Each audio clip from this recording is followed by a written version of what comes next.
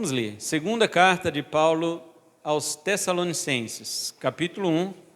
Nós estamos estudando dos versículos 6 ao 10. Então vamos ler do 6 ao 10 para fechar a ideia. Mas nós já falamos dos 6 na semana passada. Diz assim: visto que é algo justo diante de Deus recompensar a tribulação aos que vos atribulam. E a vós que sois atribulados, descanso conosco, quando o Senhor Jesus se revelar desde o céu com os seus anjos poderosos, em chama de fogo,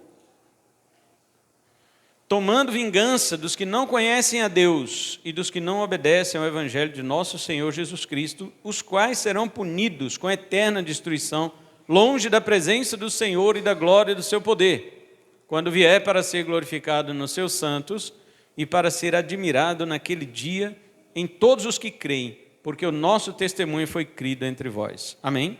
Podeis sentar, irmãos. Hoje nós vamos então falar dos versículos 7 e 8. Vamos falar dos versículos 7 e 8. Na semana passada nós falamos que é justo diante de Deus dar tribulação aos que vos atribulam. Deus é justo.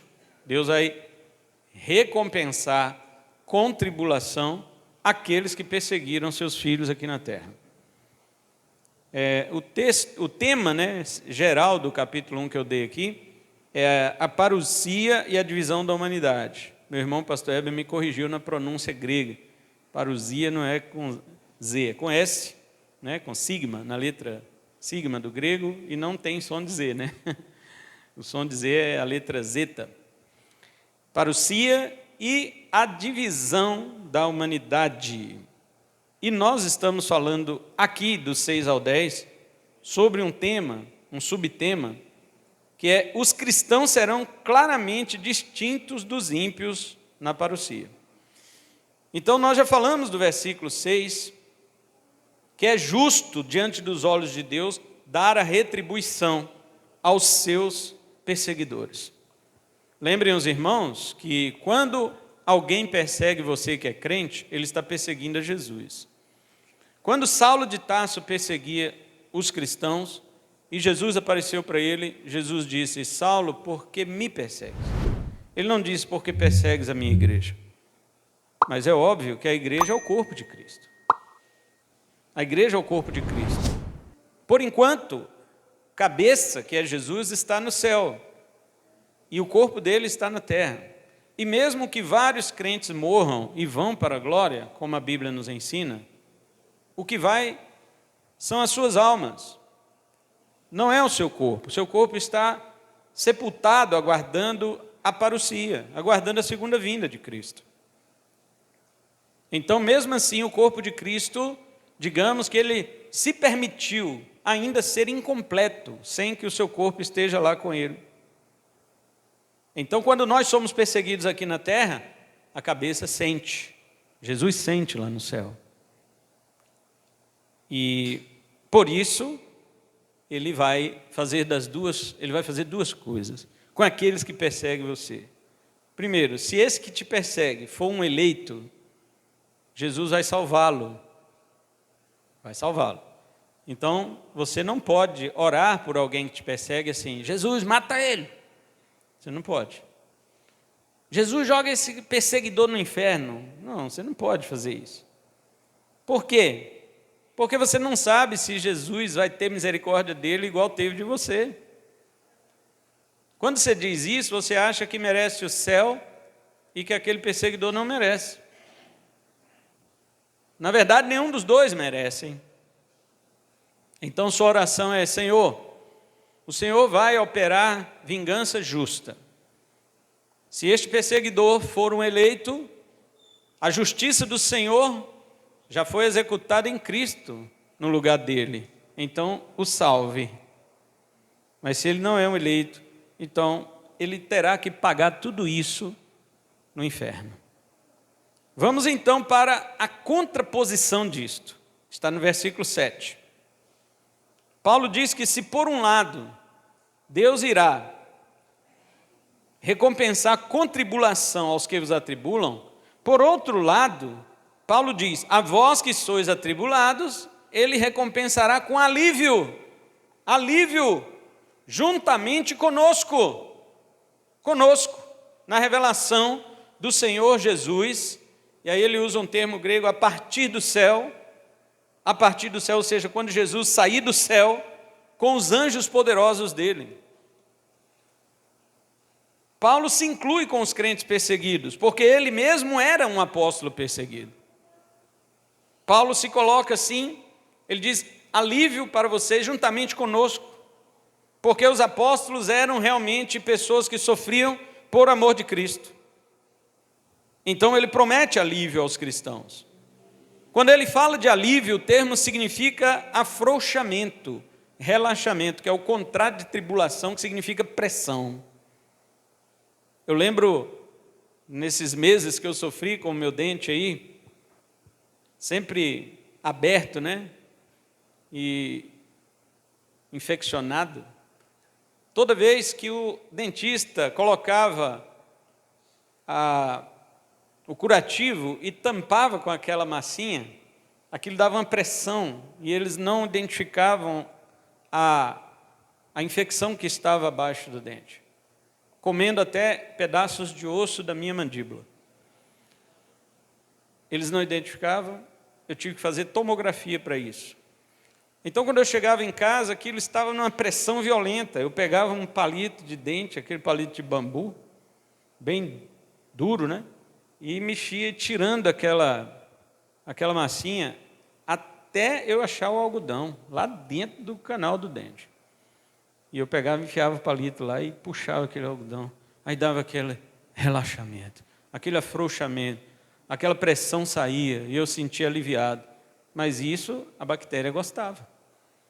Ela gostava porque também tirava o remédio, que combatia o efeito dela. Eu lembrei disto porque as palavras gregas são essas. Tribulação significa pressão. E o alívio que Paulo fala significa relaxamento, significa soltar aquela pressão, dar aquele alívio, sabe? Aquela respiração. Quantas vezes você, como cristão, anda nessa terra como que se não conseguisse nem respirar por causa das suas aflições? Algumas são você mesmo que provoca, né? Então, você tem que arcar com isso. Mas outras são os servos de Satanás que provocam contra nós. E isso nos angustia de tal modo. Porém, a palavra diz que virá o momento em que tudo isso será retirado, essa pressão relaxará. Nós teremos alívio, descanso, indulgência. E quando é que isso se dará por completo? Paulo diz que ainda no 7, ele diz, a vós, sois atribulados, descanso conosco, o alívio conosco, quando o Senhor Jesus se revelar desde o céu com os seus anjos poderosos. Ele diz que a ocasião dessa liberdade, desse alívio, a ocasião é na revelação. A palavra grega é apocalipse. Paulo está dizendo no apocalipse do nosso Senhor Jesus. Jesus Cristo já havia dito em João 16:33, no mundo tereis aflições, no mundo tereis pressões. Não interessa se essa pressão vem de você mesmo, do diabo, dos seus servos, vamos dizer assim, porque acaba sendo dele também. O apóstolo Paulo, ele teve um espinho na carne, figuradamente, é lógico, né? Não tinha nenhum espinho na carne dele, mas figuradamente ele sentia as opressões dos perseguidores dele como se fosse um espinho na sua carne. A palavra espinho ali é farpa, é um pedaço de estaca, não é espinho, aquela coisinha pequenininha, né, que entra assim, não, uma farpa grande. Ele sentiu incômodo, todas as suas perseguições, e ele pediu a Deus para tirar, Deus não tirou. Deus falou para ele, a minha graça te basta. Irmão, pense você que você tem a impressão de que se você não sofresse nessa terra, você seria um crente melhor. Mas eu digo, você está enganado. Você só é um crente, para começar, nem sei se é melhor. Você só é um crente por causa da graça. E você só será melhor por causa da graça. E não por causa de algum tipo de alívio que Deus venha te dar. Ao contrário, os alívios sempre trazem para nós um cristianismo mais frouxo, mais fraco, mais irresponsável. Mas a pressão não. A pressão sempre traz para nós um cristianismo mais responsável, mais comprometido. E Deus diz: eu vou tirar o espinho? Não tiro. E Deus estava falando isso porque Deus sabia que Paulo ia se orgulhar se ele tirasse as perseguições de Paulo. Por que Paulo ia se orgulhar? Porque ele tinha recebido do Senhor excelências de revelações. Só João, apóstolo, no Apocalipse, teve excelências de revelações como Paulo teve. Nenhum outro apóstolo teve, irmãos. Os outros apóstolos escreveram até pouco ali na Bíblia. Paulo escreveu metade do Novo Testamento. João foi o segundo que mais escreveu. Escreveu um evangelho e 3 cartas do Apocalipse.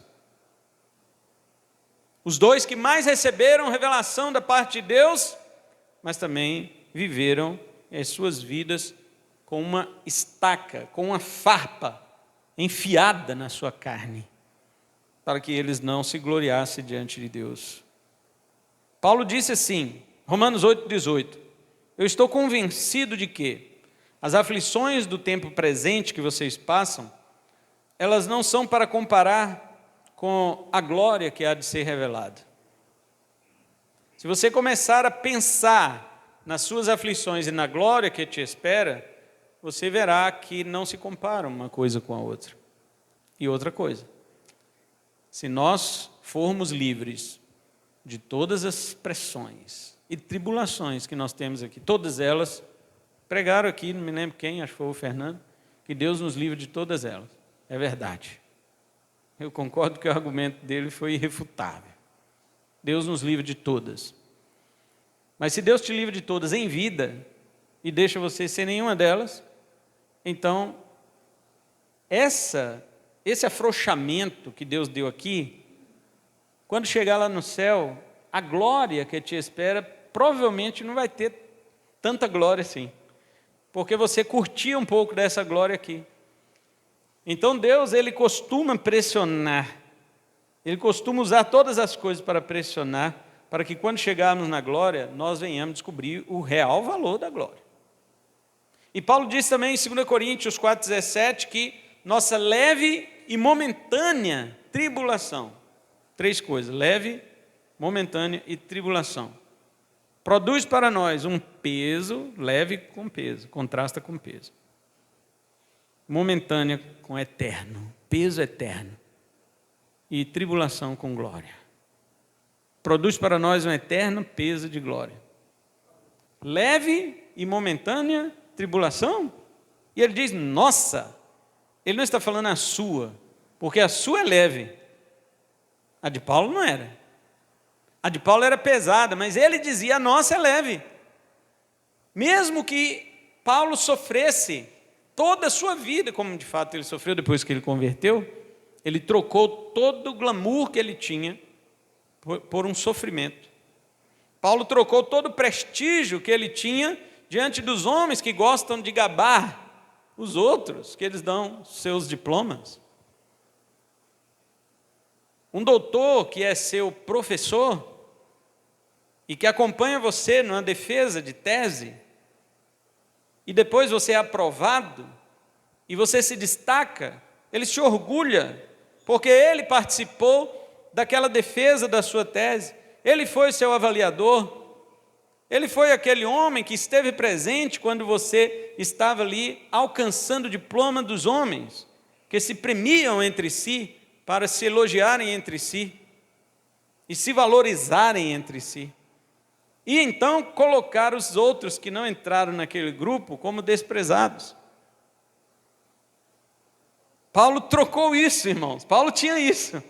Paulo tinha um reconhecimento de uma nata da sociedade religiosa de sua época, que era o farisaísmo.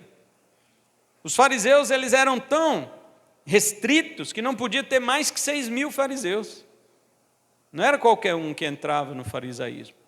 E Paulo era, apesar de novo. E Paulo diz que ele se destacava entre aqueles que tinham mais idade do que ele. Imagina um homem que foi discípulo de Gamaliel.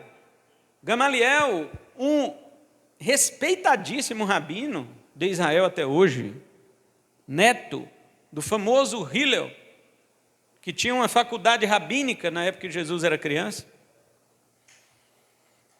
Os judeus, quando se fala de Saulo de Tarso para os judeus, eles dizem assim: não, nós apagamos a história dele.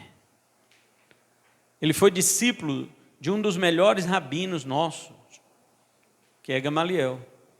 No entanto, ele abandonou tudo isto por um homem judeu que fundou outra religião. E Saulo de Tarso abandonou a nossa religião, que eles dizem, a verdadeira, para seguir a este homem judeu que abriu uma outra religião, chamado Jesus. Ele é um traidor. Nós apagamos sua história. Você não vê judeu nenhum falando de Saulo de Tarso. E Paulo, sabe o que Paulo falou sobre isso? Ele falou: não estou nem aí.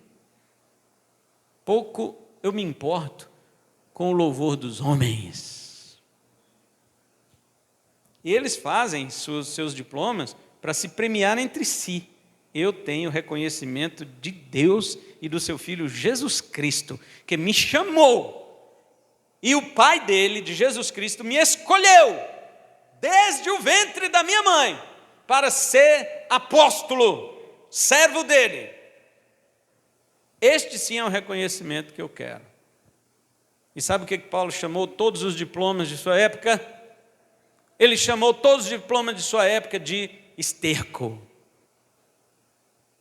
Enquanto toda a nata da sociedade religiosa desprezava Paulo, Paulo disse: tudo que vocês têm e o que eu tinha com vocês não passa de cocô de animal.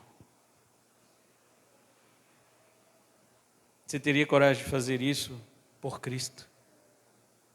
Ou você esperaria o aplauso dos homens? Há cartas no Apocalipse que são escritas para igrejas perseguidas. Pedro escreveu cartas para crentes atribulados. É uma realidade inegável que a igreja do Senhor sofre. Porém, a libertação total do aperto da igreja não será aqui. No plano terreno teremos ora maiores, ora menores graus de perseguição e aflições. Mas é somente na revelação do Senhor Jesus, no Apocalipse do Senhor, que o alívio será completo. Mesmo as almas dos apóstolos no céu que estão neste momento lá, podemos dizer que, apesar de desfrutarem de certo alívio, contudo ainda não é completo, mesmo estando lá, porque falta o corpo restaurado, que eles vão ter na vinda de Jesus, e ainda falta o julgamento dos seus perseguidores. Deus ainda, por exemplo, não julgou o imperador Nero, que assassinou Paulo, que assassinou Pedro. Deus não julgou Nero, que assassinou vários cristãos, que amarrou cristãos nos postes dos bairros de Roma e mandou incendiar para iluminar a cidade à noite. E ficou tocando sua lira no seu palácio e assistindo a execução dos cristãos desta maneira. Deus não julgou Nero ainda. Então, Apocalipse 6, 9 a 11 diz que as almas debaixo do altar ainda clamam por justiça e vingança da parte de Deus, as almas dos crentes. Aqui também Paulo começa a expor de maneira mais clara a doutrina da parousia. Cristo virá do céu. Jesus não está voltando. Não diga essa frase. Jesus está voltando. Não. Jesus não está voltando. Onde é que ele está? Se ele estiver voltando, ele está onde? Ele parou para tomar café em algum lugar? Jesus não toma café. Ele falou que não gosta de homens de pôr café. Então, mas Jesus está onde? Jesus está em Marte? Ele está em algum lugar aí, em outra galáxia? Jesus não está voltando. A Bíblia diz que ele voltará. Você não encontra na Bíblia um texto dizendo que Jesus está voltando. Ele sempre diz, ele voltará, ele virá. É assim, porque no momento em que ele sair do céu, e Paulo usa essa preposição no grego apo, que quer dizer a partir do céu, é o seu ponto de partida.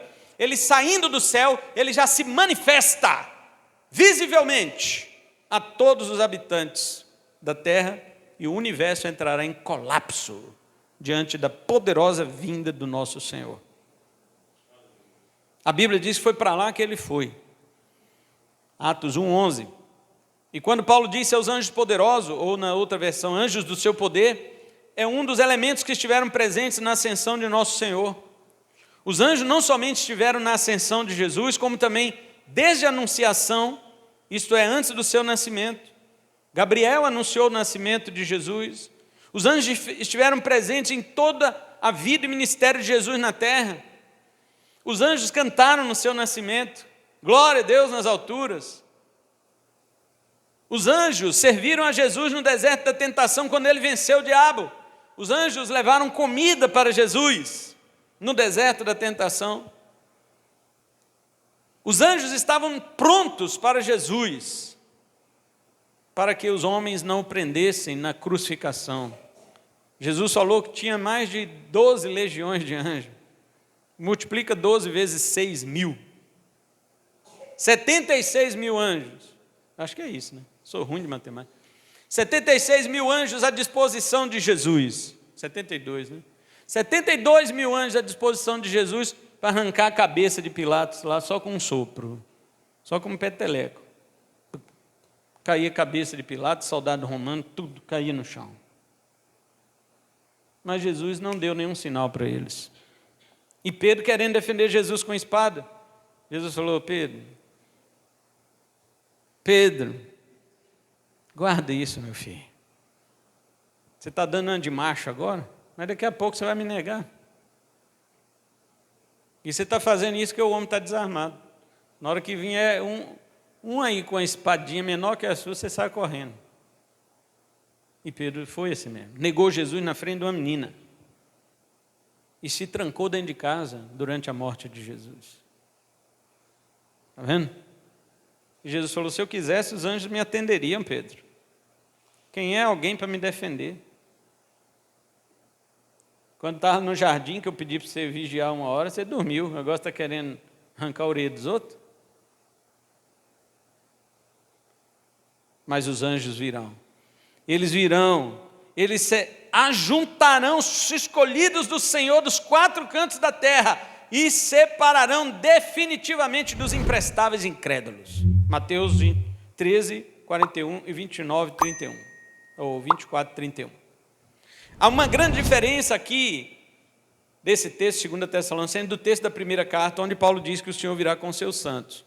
Eu acho que alguns irmãos devem lembrar, quando eu preguei, 1 Tessalonicenses 3,13 e 4,14.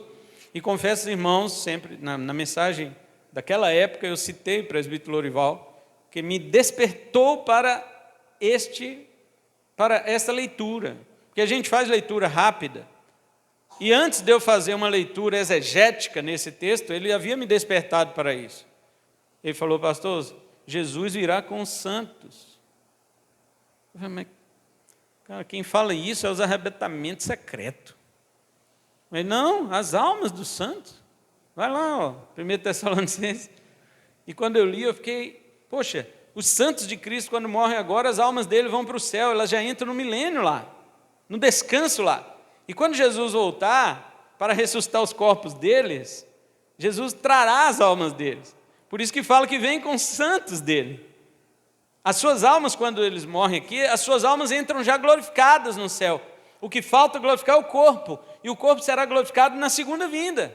E quando Jesus voltar com as almas desses cristãos já glorificados, seus corpos ressuscitarão de glória, irmãos, igual o corpo de Jesus, e suas almas novamente entrarão em seus devidos corpos, e você voltará a ser a mesma pessoa que você sempre foi, porém agora sem pecado, sem mancha e sem defeito. Que coisa! Mas aqui Paulo está focando a vinda do Senhor com os anjos. Lá ele estava focando a vinda do Senhor com as almas dos santos, porque ele estava escrevendo uma carta para crentes que estavam tristes por haverem perdido seus irmãos que haviam morrido. Mas aqui ele está falando do aspecto punitivo da vinda do Senhor e não da ressurreição. Então você junta essas duas informações, apesar de lê-las separadamente. É claro que quando o Senhor voltar, os mortos ressuscitarão, tanto crentes como ímpios. Mas o foco de Paulo aqui na segunda carta é falar do juízo que se dará na vinda de Cristo. Por isso ele enfatiza a vinda do Senhor com seus anjos e não com seus santos, como ele fez na primeira carta para consolar os irmãos. Jesus trará os santos, meu filho. Jesus trará os seus irmãos em Cristo que morreram. Lá era para consolar. Aqui é para mostrar o aspecto do julgamento. E então ele diz, Jesus virá com seus anjos poderosos, ou na sua versão, com os anjos do seu poder. Agora, de que forma Jesus aparecerá no céu? Vamos para o versículo 8 agora, que eu falei que vou pregar o 7 e o 8. Na nossa Bíblia fala em chama de fogo, não é? Está todo mundo assim? Todas as Bíblias, verso 8. Em chama de fogo, não é isso? Labareda, né? Labareda de fogo. Labareda vem primeiro e fogo depois, né? Pois no grego está ao contrário. Paulo diz, Jesus virá em fogo de chama. E os teólogos ficam se perguntando, por que Paulo escreveu o contrário? Nós sabemos que no grego as palavras são escritas em ordem de importância. Ordem de importância. Então as palavras mais importantes vêm primeiro. Paulo diz em fogo de chama. Então isso já mostra que Paulo está dando ênfase ao fogo e não à chama. Observe que a chama do fogo é somente uma de suas fagulhas ou uma de suas labaredas. Mas o fogo de chama é o contrário. É o fogo que arde em chama. E não somente uma das chamas do fogo. Você já viu que o fogo ele dá aquela labareda e aquela chama ela some ali e começa de novo, ela some? Pois Paulo não está dando ênfase à labareda, ele está dando ênfase ao fogo. Por isso ele diz, Jesus virá em fogo de chama. Não foi isso que profetizou Malaquias 4:1 na NVT diz, assim diz o Senhor dos Exércitos, o dia do julgamento se aproxima e arde como uma fornalha. Naquele dia serão queimados como palha os arrogantes e perversos, serão consumidos, desde as raízes até os ramos. Assim vemos que em nenhuma parte do Novo Testamento existe sequer a menção de arrebatamento secreto ou de uma vinda invisível. Isto é uma heresia. A revelação de Jesus será visível tal como um incêndio, e isto visto a partir dos céus. Imagine você, quando Jesus sair dos céus, a aparição dele no ar será uma aparição de fogo. E você sabe quais serão as reações diante da aparição de Cristo, conforme a Bíblia diz? Os átomos, o universo, todo o corpo micro e macroscópico, todo o corpo celeste e todo o corpo galáctico explodirá em suas menores partículas. Os ímpios, ao verem Jesus pegando fogo no alto dos céus, serão transformados em pó. E os crentes que estiverem vivos, ao olharem para Jesus pegando fogo, eles serão transformados em um corpo de glória. Esses são os efeitos da vinda de Jesus quando ele aparecer no céu. O universo explodirá, os ímpios virarão pó e os crentes serão transformados em um corpo igual dele. Em que categoria você está? O que você acha que vai acontecer contigo? Ainda no verso 8, Paulo diz que o Senhor virá dando vingança. O texto grego diz assim, dando vingança. Nossa Bíblia fala tomando, né? Tomando vingança. Deixa eu ver aqui. Tomando vingança. No grego diz dando vingança. E a palavra vingança no grego é a mesma palavra de justiça, só que ela tem um prefixo antes, que significa para fora. E o Strong, James Strong, ele traduz esta palavra da seguinte forma: é um julgamento que executa plenamente os valores centrais, padrões de um juiz específico, se estendendo do interior da pessoa do juiz para o seu resultado. Por isso que diz, de dentro para fora. Jesus vai tirar de dentro dele a justiça vingativa e vai jogar isto sobre o ímpio. É isso que está dizendo. Por isso que a vingança, irmãos, pertence a Deus e não a nós. Romanos 12, 19. Paulo diz assim: irmãos, não vos vingueis a vós mesmos, mas dai lugar à ira. Tem crente que acha ali, porque Paulo não fala ira de quem, né?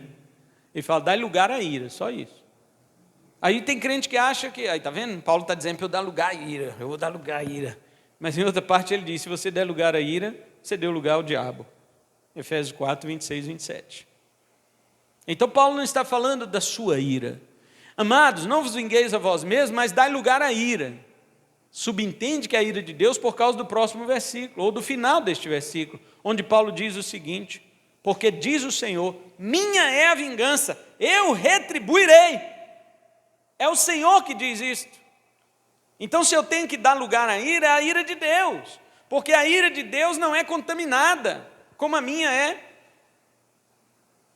A minha ira é contaminada, a minha vingança é contaminada. Quando eu quero me vingar, eu sempre quero dar a mais do que o que a pessoa merece, do que aquilo que ela fez. É por isso que as vinganças nunca param. Elas nunca param. E sobre quem será essa vingança? Vamos passeando aí pelo versículo 8. Primeiro ele diz, em fogo de chama. Nossa Bíblia traduziu chama de fogo. Depois diz, tomando vingança. Porém, ele aqui fala dando vingança. E depois ele diz, sobre quem ele vai executar esta vingança. Preste atenção, irmãos. Ele vai executar esta vingança sobre, olha o versículo 8. Os que não conhecem a Deus e sobre os que não obedecem o evangelho do Senhor. Temos duas classes de pessoas sobre quem Deus vai retribuir vingança. Paulo usa o verbo, no grego é o perfeito, né? Tempo perfeito não existe na nossa conjugação, mas no grego é passado. Mas é um passado cujos efeitos se prolongam. Não é uma coisa que aconteceu e ficou para lá. Então eu poderia traduzir assim: Cristo dará vingança aos que não estavam conhecendo a Deus e aos que não estavam obedecendo ao evangelho do nosso Senhor Jesus. Ou seja, não conhecer a Deus e não obedecer ao evangelho são práticas dessas pessoas desde o seu passado, mas que se manifestam até hoje. O particípio faz com que a ação seja continuada. É como o gerúndio do português, termina o verbo em NDO. Fazendo, crendo, descrendo, desobedecendo, entendeu? Ou seja, é uma ação contínua. O tempo mostra que essa ação foi feita no passado e a voz ativa indica que os ímpios praticaram a ação. Eles é que não quiseram reconhecer que conheciam a Deus. Olha a diferença das palavras.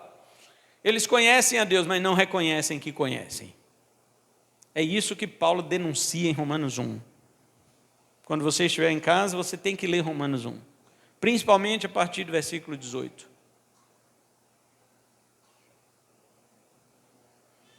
A questão não é que as pessoas simplesmente não conheceram a Deus, como diz aí em nossas versões. Paulo disse aos romanos que as pessoas conhecem sim a Deus, pela sua revelação na criação. Romanos 1, 19 e 20. A guerra do homem no pecado contra Deus é que ele não quer admitir o seu conhecimento de Deus e, consequentemente, não lhe dará a sua glória. Versículo 21. Ele pratica a loucura de roubar a glória de Deus e entregá-la aos animais.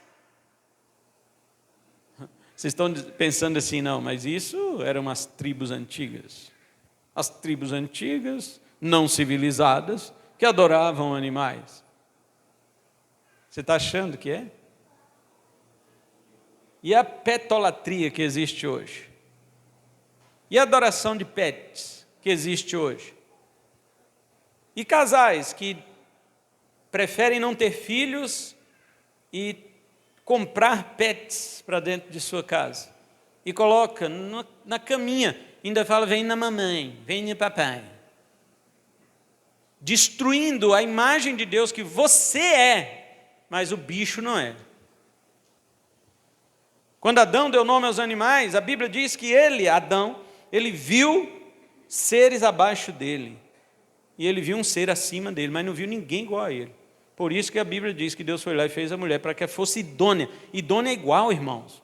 Idônea é igual. Idônea é a mesma que completa. Adão não viu um ser humano, ele viu bicho e viu Deus. Adão se viu isolado na criação. Tem seres abaixo de mim, sobre quem eu domino, e tem um ser acima de mim que me domina. Mas igual a mim não tem ninguém. Então Deus fez uma mulher para ele. O bonitão agora deixa de ter uma mulher para ter um shih tzu. É shih tzu que chama aquele negócio? É uma samambaia. Vocês acham, irmãos, que eles não estão adorando, não?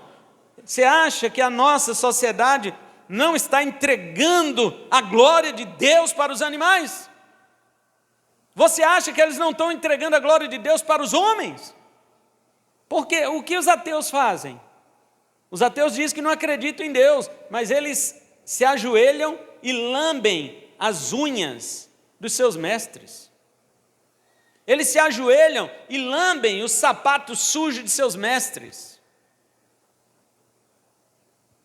Por isso que a Bíblia diz, não existe ateu, existe idiota. Salmo 14, 1. Diz o idiota no seu coração, não a Deus, não é o ateu. Porque Deus criou todo ser humano com um fio de uma revelação que existe Deus. Tem gente que diz assim, quando você olha para a natureza, a natureza fala para você que existe um Deus. Negativo. Assiste um jogo de futebol americano lá e vê se você entende alguma coisa. A não ser quem já conhece as regras. Mas se você não conhece as regras, um jogo de pôquer, por exemplo, eu não sei nem o que é pôquer, mas veio na cabeça falar isso aqui. Eu não sei nem o que é isso. Se eu assistir um cara jogando pôquer, é a mesma coisa de um jumento. Está me assistindo pregar. Eu não entendo nada. Nada. Você olhar para uma certa coisa não traz nenhuma mensagem para você. Ou seja, mais uma prova de que você não pode confiar em suas sensações. Você não pode confiar no que seus olhos veem. Meu irmão, pastor Heber, ele gosta de assistir futebol americano e não sei o quê. É aquele que bate com um taco assim, que é beisebol. Eu não entendo nada disso, rapaz. Touchdown. E daí? Touchdown. Para mim, sabe, eu fico mais perdido do que Adão no Dia das Mães. Não consigo entender absolutamente, porque nossos sentidos não podem trazer nenhuma verdade para nós. Então, o pecador que nunca ouviu falar de Deus nem de Cristo, olhar para a natureza, isso quer dizer nada. A natureza não vai falar nada. Agora, Deus colocou dentro de cada ser humano um fio de sua revelação. Então, quando o ser humano nasce, ele nasce sabendo que Deus existe. Basta a consciência dele chegar. Quando a consciência dele chega, ele sabe intuitivamente que Deus existe. Então, quando ele vai para fora e ele vê a natureza, ele fala, olha aí a obra da mão de Deus. Não é a natureza que fala para ele, é a consciência, é o fio revelador de Deus que está dentro dele, que fala para ele. Então, quando ele olha para a natureza, ele sabe. A natureza não fala, mas o que está dentro dele avisa que o que está lá é uma notícia de Deus. É nesse sentido que a natureza fala. Não porque ela traz a revelação, mas porque o homem conhece intuitivamente que aquilo é obra da mão de Deus. Porém, quando ele não reconhece, olha a diferença. Conhecer é uma coisa, reconhecer é outra. Como ele não reconhece, então ele rouba a glória de Deus. Entrega animais, entrega a própria natureza, entrega a si mesmo, ao invés de devolver para quem é digno. Verso 18 de Romanos 1, por isso que a ira de Deus se revela do céu sobre ele. Porque ele detém a verdade pela injustiça. Ele suprime a verdade por causa do seu pecado. Mas agora, ao revelar-se do céu, ou seja, quando Jesus voltar, ele executará a justiça vingativa. Ele é a ira de Deus revelada do céu contra a impiedade humana. E essa é a primeira classe de ímpios que Jesus vingará em sua vinda, os que não conhecem a Deus. Em outras palavras, podemos dizer, os que não reconhecem a Deus. Estes são os primeiros que Jesus vai julgar. E a segunda classe, olha o verso 8. Os que não conhecem a Deus e os que não obedecem. Continua Paulo usando o mesmo verbo grego, a construção grega, o verbo é outro, de obedecer, mas o tempo, a voz e o modo são os mesmos do verbo anterior. Então Paulo está dizendo que eles não estavam obedecendo ao evangelho de nosso Senhor Jesus Cristo. Agora, como? Paulo está falando de outras pessoas agora, irmãos. Os que não conhecem a Deus são aqueles que nunca ouviram o evangelho. Mas eles conhecem a Deus, mesmo não tendo ouvido o evangelho, só não reconhecem. Agora Paulo fala de uma segunda classe, que são aquelas pessoas que não obedecem o evangelho de Jesus. Para você não obedecer, você tem que ouvir e então desobedecer. Estas pessoas são aquelas que ouviram o evangelho, são aquelas que estavam mais avançadas do que aqueles que não conheceram a Deus. São pessoas que ouviram e até mesmo confessaram o evangelho de Jesus Cristo apenas da boca para fora. Elas não obedeceram. O evangelho, irmãos, precisa ser obedecido depois de crido. Engana-se quem pensa que o evangelho não tem ordens.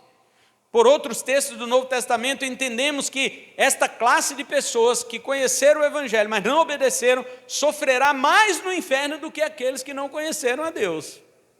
Por exemplo, Lucas 12, 47 e 48, na versão Almeida, século 21.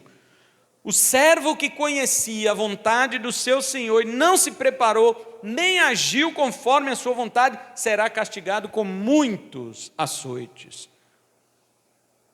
Mas o que não a conhecia e fez coisas que mereceram castigo, será castigado com poucos açoites.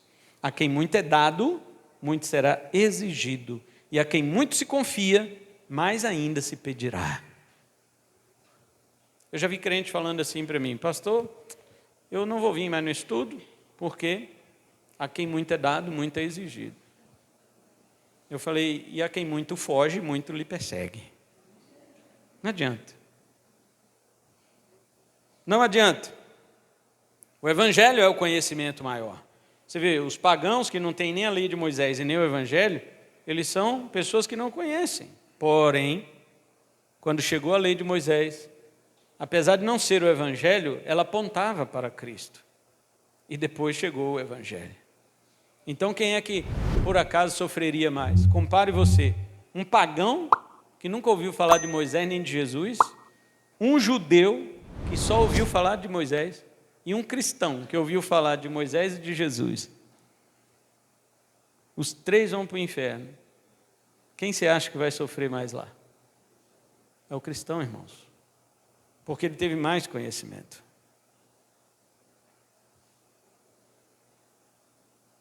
Então, você ser um cristão de brincadeira, você está de brincadeira. Você ser um cristão de brincadeira, você, pelo amor de Deus, me ajuda aí, gente. Ou ajude você mesmo, né? Agora eu quero só fazer uma observação aqui, porque domingo que vem eu vou pregar uma mensagem só no versículo 9. E eu vou provar por muitos argumentos que a destruição no inferno será eterna e não terá cessação. Domingo que vem eu vou provar só isso. Só no versículo 9, que fala que sofrerão eterna destruição. Enquanto tem muitas seitas por aí que falam que o inferno vai se extinguir, que não vai mais existir, nós vamos ensinar e mostrar, e eu vou provar por vários argumentos, além da Bíblia, outros argumentos, que o inferno será eterno. Por enquanto, eu só quero trazer a última nota sobre o evangelho que Paulo diz aqui. Ele diz: os que não obedeceram o quê? O evangelho de nosso Senhor Jesus Cristo. Atualmente, existe uma linha de pregadores e de pastores e de igrejas que eles fazem diferenciação entre o evangelho. Porque a Bíblia diz em um lugar que o evangelho é do Senhor Jesus, ele diz, isso aqui é um tipo de evangelho. Em outro lugar, a Bíblia diz o evangelho de Deus. Eles falam, isso aqui é outro evangelho. Em outro lugar, Paulo diz assim, o meu evangelho, Romanos 2,16, Deus julgará os homens de acordo com o meu evangelho. Paulo fala isso, meu evangelho. Aí o pessoal, evangelho de Paulo, é outra coisa. Jesus diz, Mateus 24,14, e o evangelho do reino será pregado a todas as nações. O evangelho do reino é outra coisa. Apocalipse 14,6 vai dizer que um anjo voou pelo céu anunciando o evangelho eterno. O evangelho eterno é outra coisa. O evangelho da graça é outro. Essas pessoas vão dividindo, onde elas veem na Bíblia uma qualidade para o evangelho, né? Um adjetivo, né? Que qualifica o substantivo, ela já identifica como sendo uma coisa diferente da outra. Irmãos, fuja desse pessoal. Fuja deles. Isso é para confundir a sua cabeça. Muitos deles foram dispensacionalistas.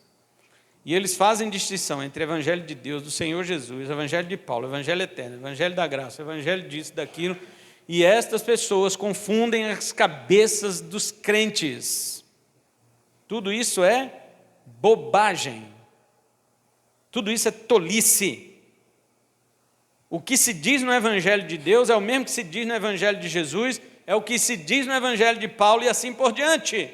O evangelho não anuncia somente a salvação, não, irmão, porque eles falam assim, o evangelho da graça é salvação, o evangelho eterno é juízo, o evangelho do reino é milênio, o evangelho de Deus é não sei o quê.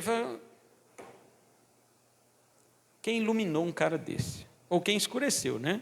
Na verdade, quem obscureceu uma ideia desse? Irmãos, o evangelho é um só. Mas o mesmo evangelho que salva, ele também mata. O mesmo evangelho que carrega para o céu, ele joga, ele espezinha o cara, ele fura o cara, empurra o cara, até ele cair no lago do inferno. O mesmo evangelho, o apóstolo Paulo diz, 2 Coríntios capítulo 2, a partir do versículo 14, que o evangelho ele tem cheiro de vida para aqueles que se salvam, mas o mesmo evangelho tem cheiro de morte para aqueles que perecem. O evangelho não muda. A mesma palavra que diz arrependei-vos para ser cancelados os vossos pecados, é a mesma palavra que condena a pessoa e diz que você que não se arrependeu será condenado. O mesmo evangelho que diz quem crê e for batizado será salvo, é o mesmo evangelho que diz quem não crê será condenado. O mesmo evangelho que diz, João 3,36, todo aquele que crê que Jesus é o Filho de Deus, que Ele é o Cristo de Deus, que crê no seu nome, terá vida, mas todo aquele que não crê, nunca verá vida, mas sobre ele permanece a ira de Deus. É o mesmo evangelho, irmãos. O evangelho não muda de roupa para te falar as verdades, não. Os pregadores mudam, mas o evangelho não. Então a mensagem que eu deixo para você hoje aqui, só nos versículos 7 e 8, é esta mensagem. Deus te dará alívio das tribulações, das pressões. Quando? Um momento aqui, outro ali, mas você vai estar sempre, né, sendo colocado dentro do forno de Deus. Mas no Apocalipse, Apocalipse significa revelação. Na revelação, você terá alívio eterno. Quando do céu se manifestar o Filho de Deus com seus anjos poderosos. E o que ele fará? Ele manifestará sua vingança sobre os que não conhecem a Deus e os que não obedecem ao Evangelho do Senhor. Efetuará vingança. E a vingança é a justiça. Tem nada a ver com o sentimento, aquela coisa que consome o coração da gente. Não, não. Deus, ele, da mesma forma que Deus é racional quando Ele ama, Ele é racional quando Ele condena. Quando Jesus vier com os anjos do seu poder e tomará vingança de duas classes.